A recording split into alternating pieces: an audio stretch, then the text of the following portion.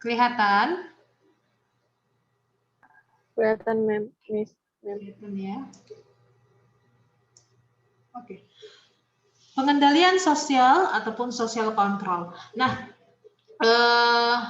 materi ini berkaitan juga dengan penyimpangan sosial sebenarnya. Karena apa? Di dalam diri setiap manusia ya kita punya emosi, kita punya rasa, ego ya, kita punya keinginan, nafsu ya dalam setiap diri manusia. Nah, bagaimana cara kita ya untuk mengendalikan diri kita ya agar semuanya itu ya dalam kehidupan sehari-hari kita itu bisa berjalan sesuai nilai norma yang sudah ditetapkan di masyarakat ataupun harus dipatuhi di tengah-tengah masyarakat. Maka dari itu kita wajib mengetahui atau mempelajari bagaimana cara mengendalikan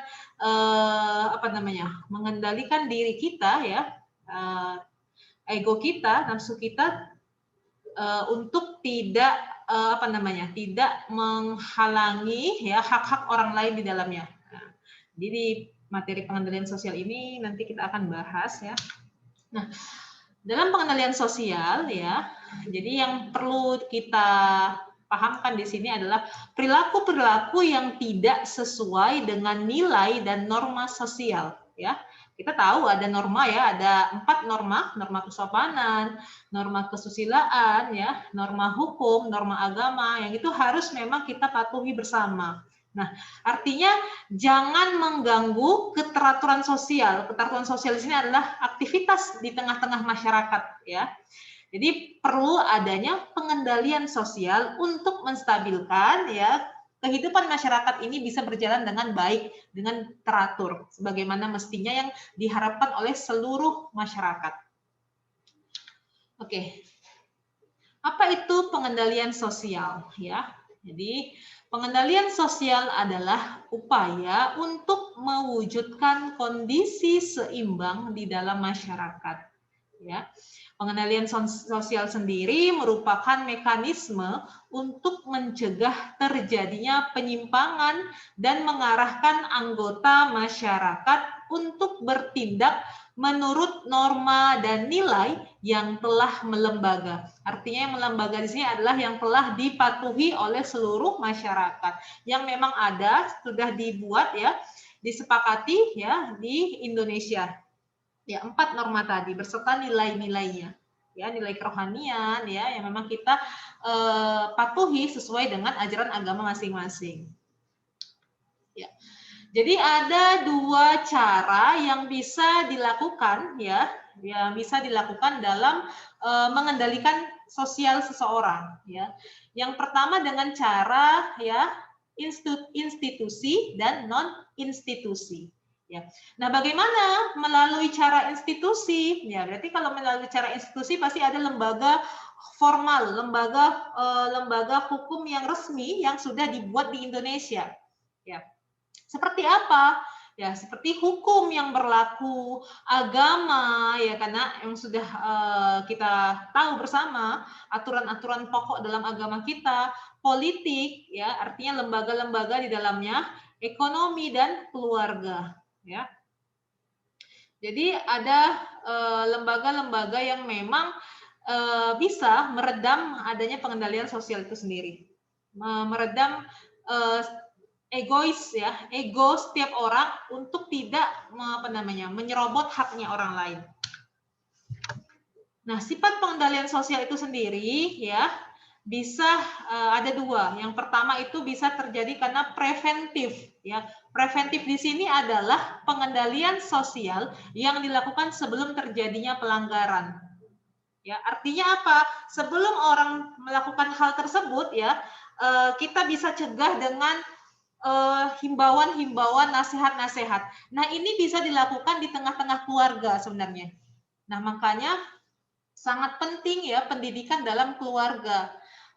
Bisa kita bayangkan, kita bandingkan seorang anak yang tumbuh di tengah-tengah keluarga yang baik, yang sehat, artinya ibu, bapak, ayahnya itu lengkap, sehat, bisa selalu menasehati, ya, dibandingkan dengan pengendalian sosial seseorang anak yang tumbuh di keluarga yang bisa kita katakan broken home. Artinya apa? Ibu ayahnya tidak lengkap. Artinya mohon maaf mungkin bercerai, atau misalnya ayahnya suka melakukan tindak kekerasan terhadap ibunya. Nah, otomatis tidak semua ya, tidak semua anak, tetapi otomatis akan berdampak kepada kepribadian anak tersebut. Nah, ini yang dikhawatirkan, makanya harus dilakukan dengan preventif, dilakukan di tengah-tengah keluarga. Jadi sebelum terjadi sudah dilakukan sudah dicegah, seperti itu dia, sebelum terjadi pelanggaran. Itu sangat berbeda ya dengan anak yang tumbuh kembang karakter seorang anak itu sangat dipengaruhi oleh keluarga masing-masing ya. Makanya kalau di tengah-tengah masyarakat itu sangat berpengaruh sekali juga ya pola asuh di tengah-tengah keluarga. Nah, oke, yang kedua adalah represif. Represif adalah pengendalian sosial yang ditujukan untuk memulihkan keadaan seperti sebelum pelanggaran terjadi. Ya, artinya ini ada hukuman. Nah, bisa dilihat contohnya ya. Untuk memulihkan keadaan seperti sebelum pelanggaran terjadi, untuk memberikan efek jera terhadap seseorang yang sudah melakukan pelanggaran. Nah, seperti ini ya di depan hakim ya, ketika di pengadilan. Ya, represif. Jadi ada perbedaan antara preventif dan represif. Oke, kita lanjut. Nah, jadi cara-cara pengendalian sosial di sini ya bisa dilakukan dengan yang tadi institusi dan non institusi. Ya, institusi itu bisa lembaga, pihak hakim, ya, polisi. Non institusi di sini bisa dilakukan oleh keluarga. Nah, yang kedua dengan cara pengendalian lisan, ya, simbolik dan kekerasan. Artinya lisan dengan teguran, nasihat. Kalau simbolik berarti himbauan bisa dilihat di iklan papan reklame, ya, bisa dilihat dengan simbol-simbol. Kalau dengan kekerasan berarti pengendalian sosial dengan secara fisik, ya. Nah, yang ketiga adalah pengendalian sosial melalui imbalan dan hukuman. Ya, terkadang ada orang untuk bisa meredam amarahnya bisa dilakukan dengan cara imbalan, diberikan imbalan, ataupun diberikan hukuman. Ya, ini seperti di penjara. Nah, selanjutnya adalah pengendalian sosial dengan cara formal dan informal. Ini bisa juga di sekolah misalnya. Pengendalian sosial melalui sosialisasi. Seperti misalnya himbauan terhadap, kan banyak kita lihat juga ya ikan-ikan tentang jangan memakai narkoba, ya, sosialisasi tentang narkotika ke sekolah-sekolah, itu bisa juga termasuk ke dalam pengendalian sosial. Ya, pengendalian sosial melalui tekanan sosial. Artinya ada intervensi, ada ancaman terlebih dahulu.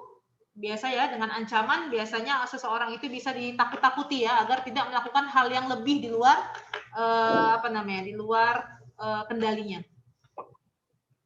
Oke, selanjutnya. Nah, kita bahas dengan cara pengendalian melalui institusi dan non institusi ya.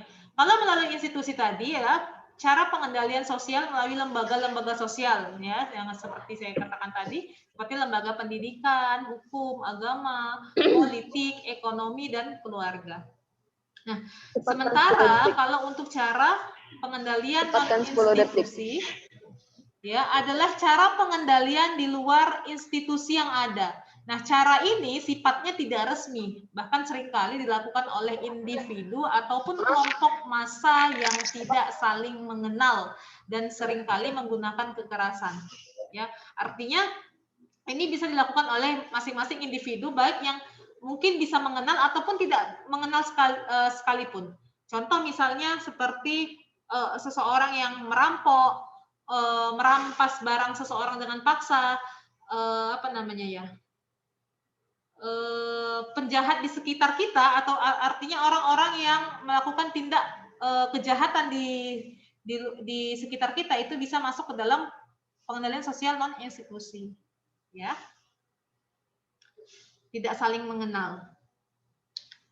Oke, pengendalian secara lisan ini tadi bisa mengajak orang menaati aturan dengan berbicara langsung dengan bahasa lisan, artinya menasihati ya secara verbal, lisan. Nah, kalau secara simbolik berarti bisa dilakukan dengan tadi ya spanduk, papan reklame, ya, layanan masyarakat, bahkan di dunia IT, teknologi seperti televisi misalnya itu kan sering ada jargon-jargon khusus ya untuk menghimbau masyarakat agar agar masyarakat itu tertib terhadap aturan hukum yang ada ya. Misalnya contoh kalau kita lihat televisi kan ada di bawahnya itu kan logo tontonannya BO, bimbingan orang tua misalnya, atau di atas 18 tahun ke atas. Nah, itu salah satu himbauan ya melalui iklan ya ataupun layanan masyarakat yang diberikan oleh pemerintah kepada masyarakat. Oke, melalui tulisan yang tadi. Berarti secara simbolik. Lanjut.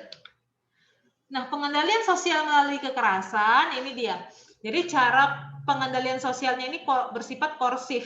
Ya, korsif artinya apa? Melakukan segala tindakan itu dengan cara kekerasan fisik. Ya, tujuannya sebenarnya agar si pelaku ini jera dan tidak mengulangi perbuatannya lagi ya. Namun mungkin kalau dengan kekerasan ini tentu pasti memiliki dampak ya, dampak negatif dan juga dampak positif. Kalau dampak positifnya tadi tentu orang supaya tidak melakukan hal tersebut ya, artinya jera. Mungkin bisa dilakukan ini untuk anak-anak ya nak ya, anak-anak yang di bawah usianya ya. Tapi dampak negatifnya tentu dia akan terbangun karakter yang keras juga ya, yang bisa dia menularkan hal yang dia rasakan ke orang lain. Kan kadang-kadang seperti itu ya. Seseorang itu bisa keras karena apa? Didikan mungkin dari orang tuanya dia seperti itu. Ya biasa diajar keras gitu. Sehingga ketika nanti dia dewasa ya menjadi pemimpin misalnya, dia akan terbawa karakter itu akan terbawa melekat ya, dan akan dia dilakukan juga ke bawahannya, seperti itu dia. Ini itu sering dampak negatifnya. Tapi ini salah satu, kita nggak berbicara negatif positif, tapi salah satu pengendalian sosial yang dilakukan dengan cara kekerasan. Nah, yang ketiga adalah cara pengendalian sosial melalui imbalan dan hukuman. Ya, jadi cara pengendalian sosial ini cenderung bersifat preventif. Artinya preventif tadi bisa dilakukan di mana? Di keluarga ya.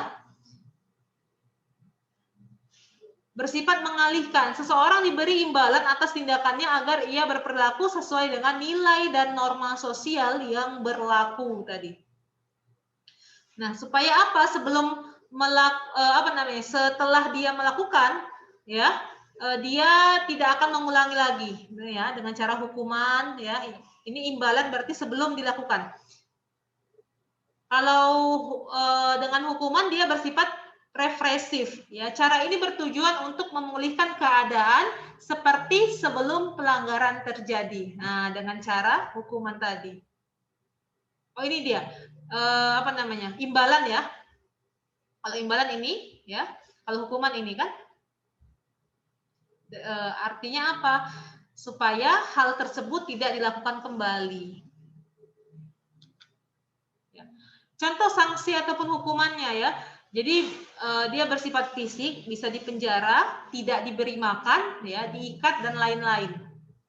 Sanksi bersifat psikologis, ya, contohnya dipermalukan di depan umum, kejahatan diumumkan di media massa dan lain-lain. Berarti kalau kita lihat ada contoh tindakan kejahatan yang kita lihat di koran, berarti dia salah satu sanksi psikolog, ya kan? Sanksi psikologisnya. Karena apa? Diumumkan di media massa.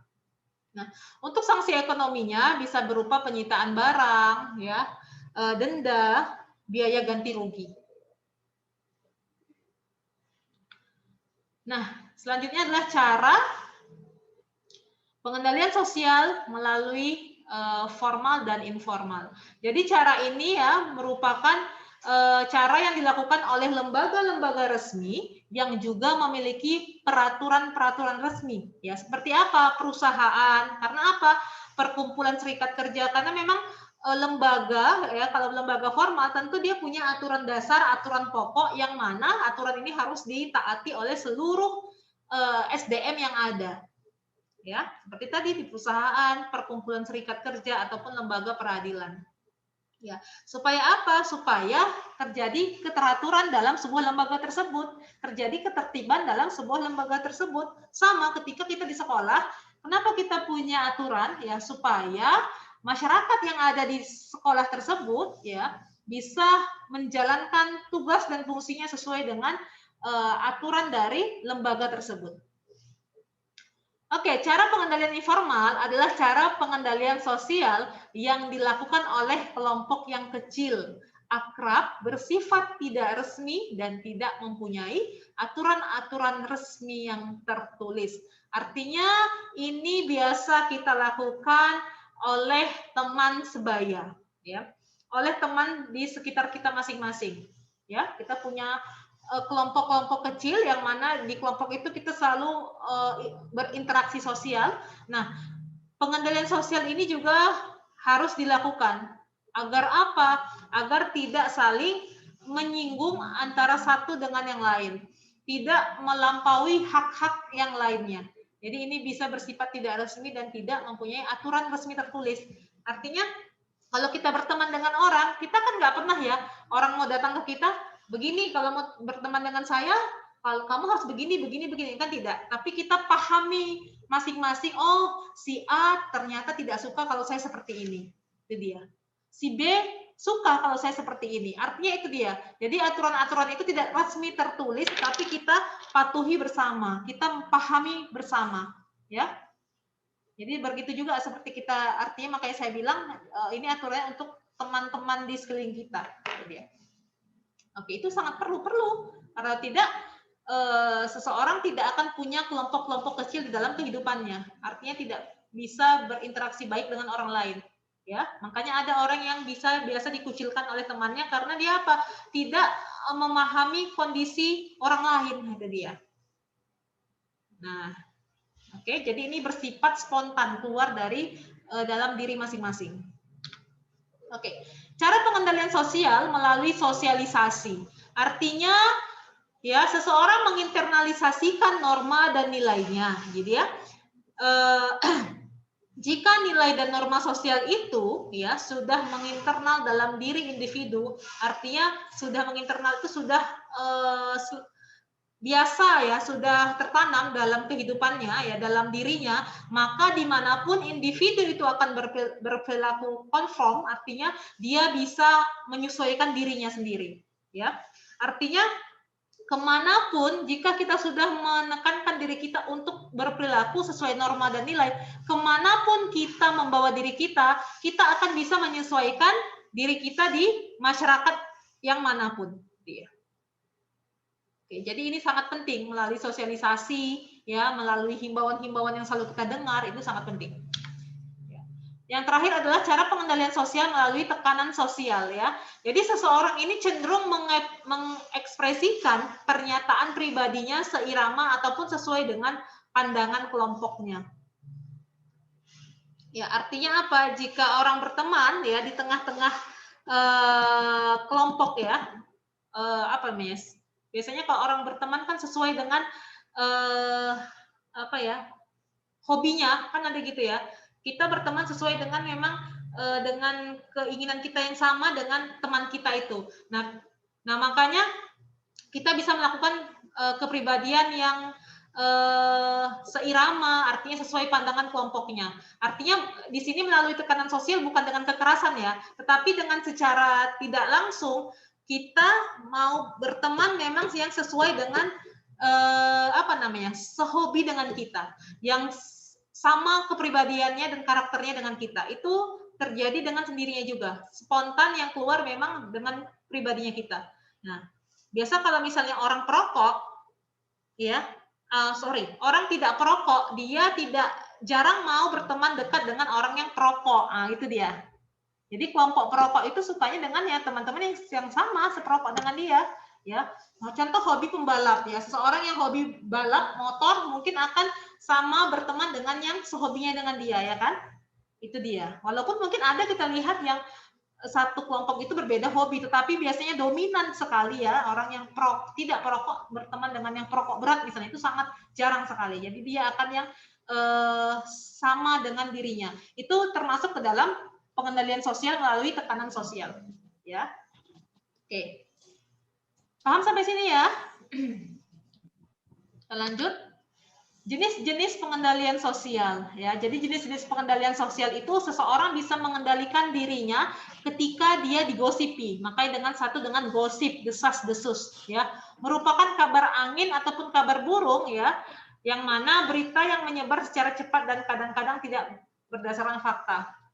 Nah, jadi bisa diredam akibat gosip. Biasanya seseorang yang sudah digosipi, maka, oh aku digosip seperti ini ya, maka dia akan tidak mau mengulangi perbuatannya tersebut. Ya. Karena malu, karena sudah digosipi, artinya gitu sudah diceritain oleh orang lain.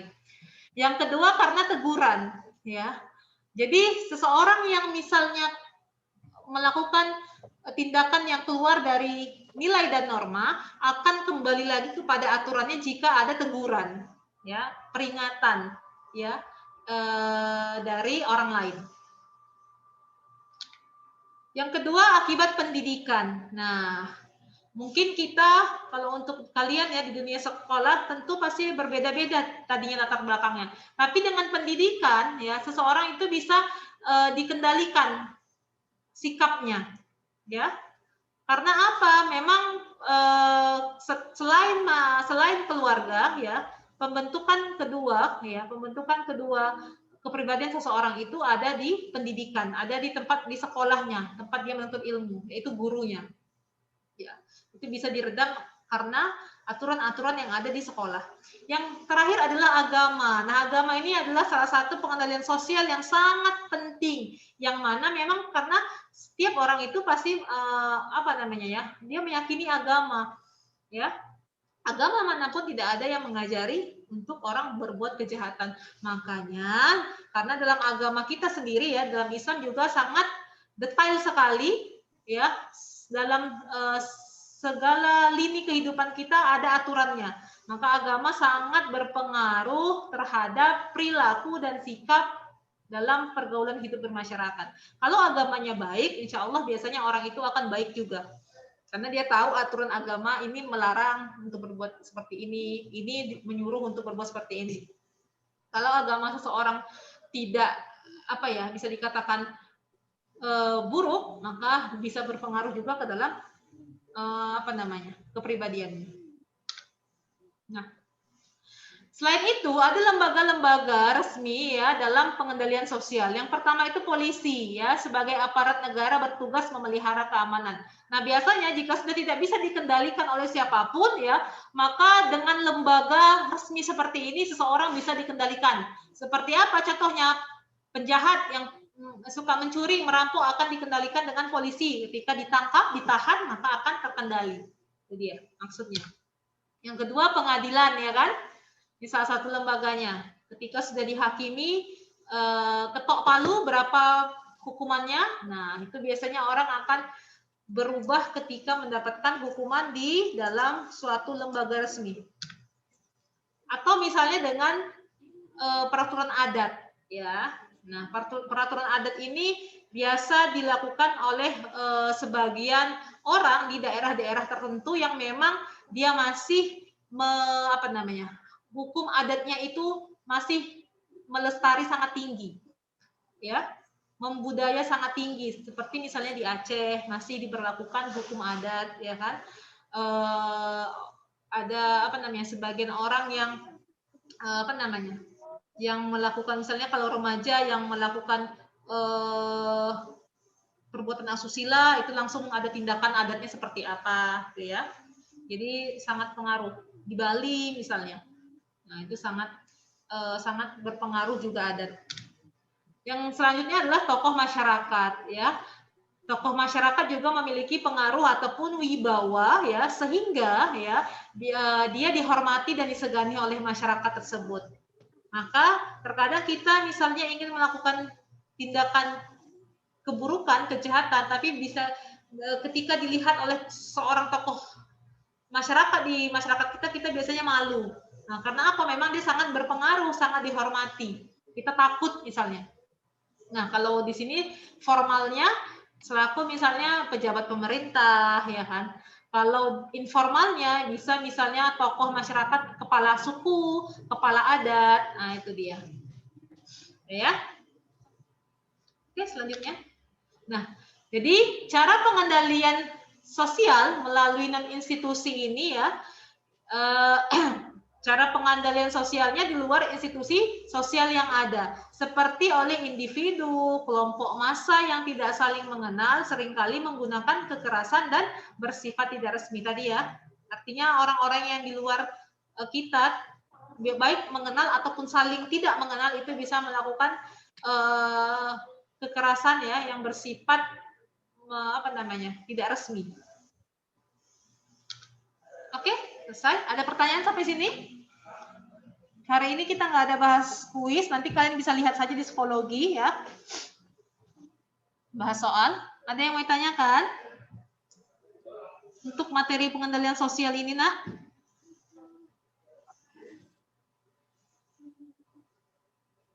Ada kelas 12? Nggak ada, Min. Nggak ada. Oke, kalau tidak ada? Nggak, Min. Ya. Kalau tidak ada, saya akhiri saja materi kita pada pagi hari ini. Terima kasih untuk kalian semua yang sudah masuk ke room Zoom kita.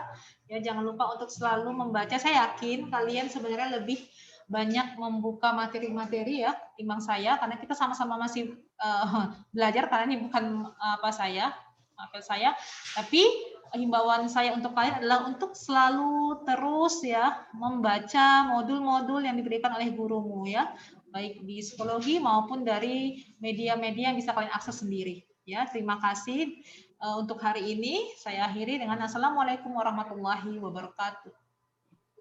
Waalaikumsalam warahmatullahi wabarakatuh. Thank you, Mi. Thank you.